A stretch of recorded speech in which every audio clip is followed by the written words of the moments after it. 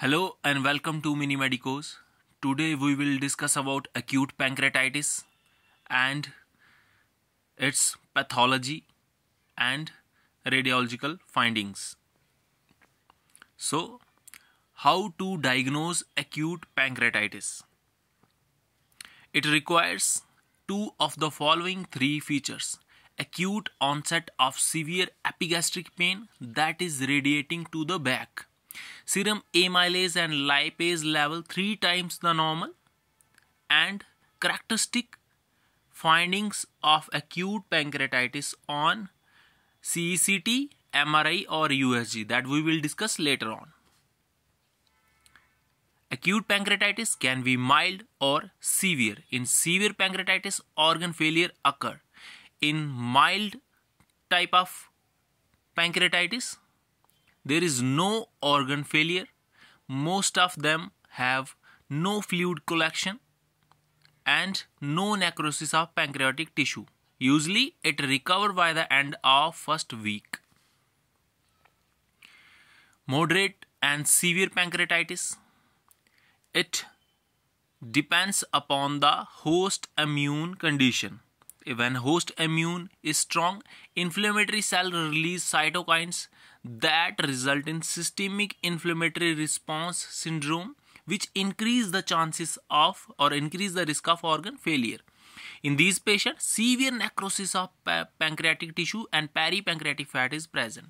Atlanta classification: 4 types of peripancreatic fluid collection are seen depending upon their content, encapsulation and time. Acute peripancreatic fluid collection, it is seen in interstitial pancreatitis and only fluid is present. There is no encapsulation of the fluid. Seen within 4 weeks in interstitial pancreatitis. Frequently, they regress spontaneously. Peripancreatic pseudocyst. Now, after 4 weeks, this acute peripancreatic fluid collection developed a wall and is known as pseudocyst. Patient present with gastric outlet obstruction. Why? Because the pancreatic pseudocyst is compressing the stomach. That's why patient present with gastric outlet obstruction.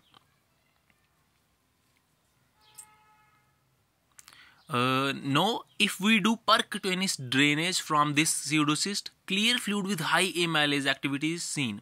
Communication with peripancreatic duct may be present.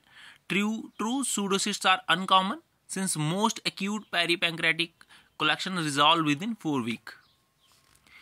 Look at this image. You can see well-defined cystic lesion in relation to body and tail of pancreas. This is pseudocyst. Acute necrotic collection. It is seen in necrotizing pancreatitis. Necrosis of the pancreas. Inhomogeneous collection in the peripancreatic tissue. We can conclude that this is an necrotic collection.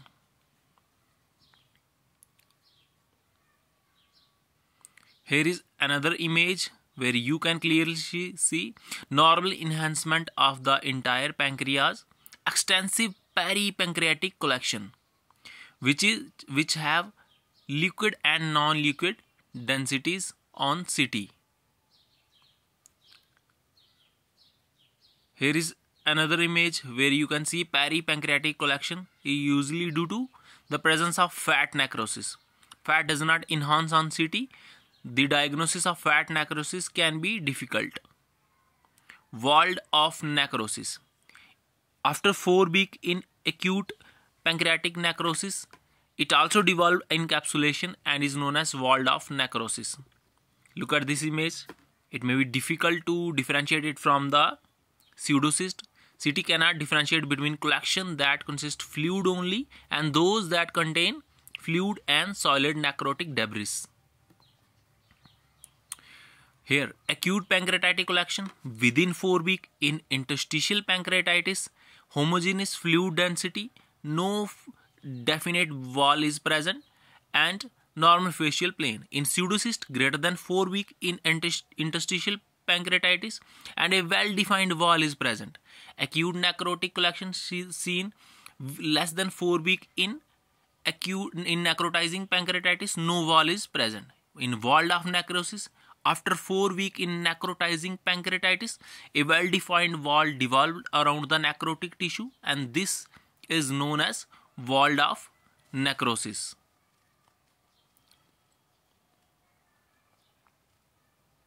Thanks for watching this video. Like and subscribe Mini Medicos.